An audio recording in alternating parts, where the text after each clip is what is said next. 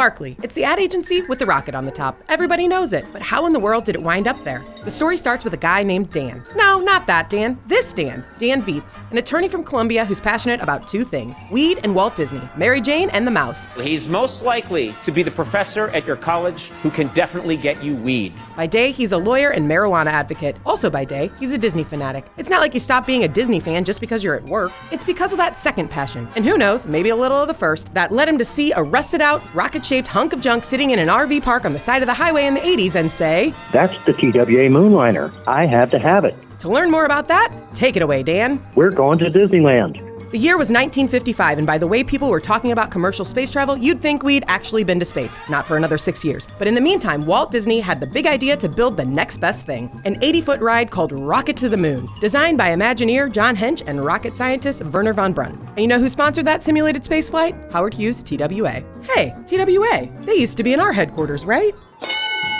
The rocket was such an icon at Disney, Howard commissioned a half-sized replica to sit atop the TWA headquarters on 18th and Baltimore. And that, my friends, is how the Moonliner II wound up on the Barkley roof.